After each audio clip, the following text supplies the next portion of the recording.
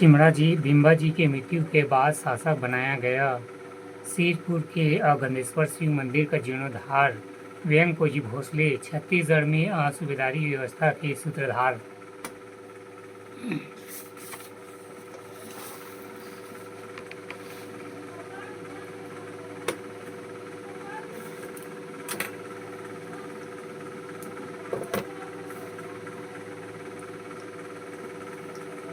वेंकोजी भोसला 1787 से 1815 ईस्वी।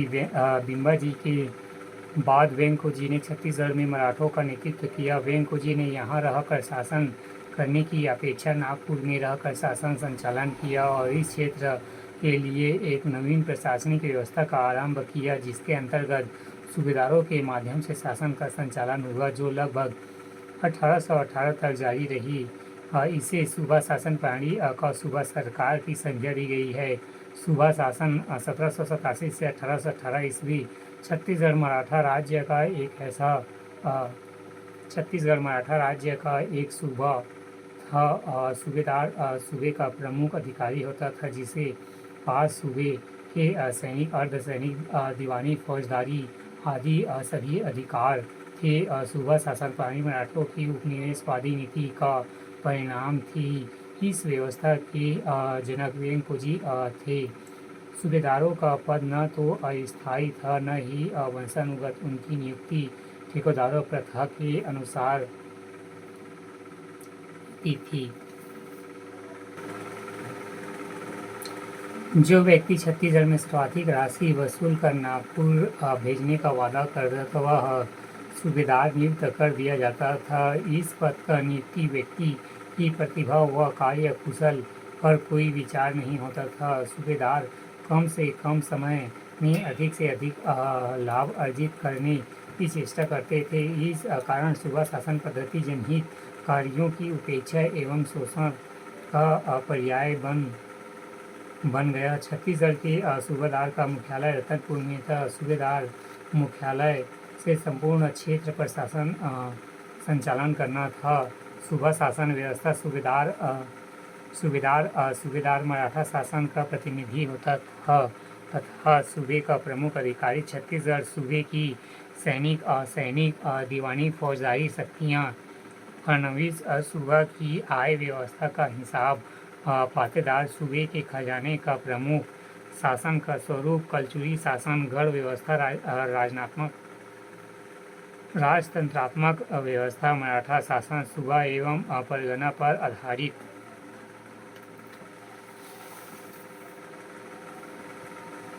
छत्तीसगढ़ में पदस्थ सूबेदार। छत्तीसगढ़ के प्रथम सूबेदार महिपत राव दिनकर तथा अंतिम सूबेदार यादव राव दिवाकर थे। कर्नल एग्न्यू ने 8 सूबेदारों का उल्लेख किया है। पहला, महिपत राव दिनकर। ये छत्तीसगढ़ के प्रथम सूबेदार नियुक्त हुए, किंतु इनके समय शासन की समस्त शक्तियाँ बिम्बाजी के विधान आनंदीबाई के हाथों में थी। इसके समय फॉरेस्टर नामक यूरोपीय यात्री 1790 ईस्वी छत्तीसगढ़ आया था। दूसरा, विठल राव दिनकर। इसके शासनकाल का विशेष महत्व है। इन्होंने एक नवीन शासन व्यवस्था, परगना पद्धति का सूत्रपात किया। इनके शासनकाल में यूरोपीय यात्री कैप्टन ब्लांस ने 1795 में छत्तीसगढ़ की यात्रा की थी। तीसरा, भवानी कालू। चौथा, केशव गोविंद। इसके समय में सर्वप्रथम छत्तीसगढ़ के आसपास पिंडारियों की गतिविधियों का आरंभ हुआ। सरगुजा व छोटा नागपुर के मध्य सीमा विवाद इसके समय की प्रमुख घटना थी। पांचवा, बिंकाजी गोपाल पंडारियों का छत्तीसगढ़ के उपद्रव बढ़ा।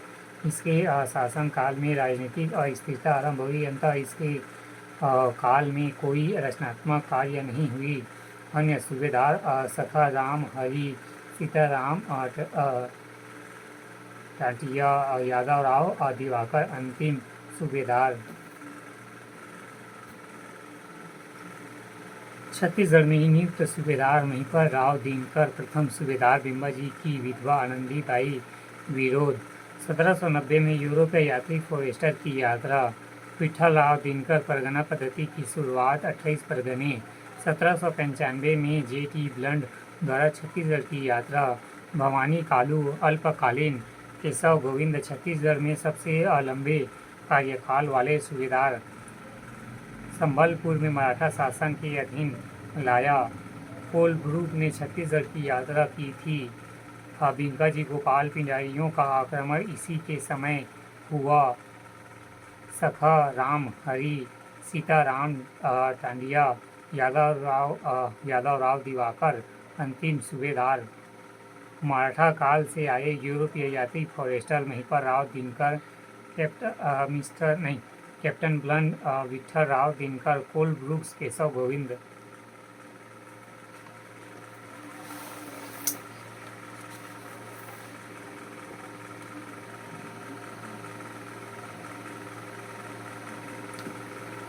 छत्तीसगढ़ में मराठों की प्रशासनिक व्यवस्था। छत्तीसगढ़ में मराठों की प्रशासनिक व्यवस्था मूलतः नागपुर के घोंसले शासकों के द्वारा स्थापित नियमों पर आधारित थी। यदि छत्तीसगढ़ में मराठा शासकों ने स्थानीय परिस्थितियों के अनुसार समय समय पर इसमें अनेक परिवर्तन भी किए।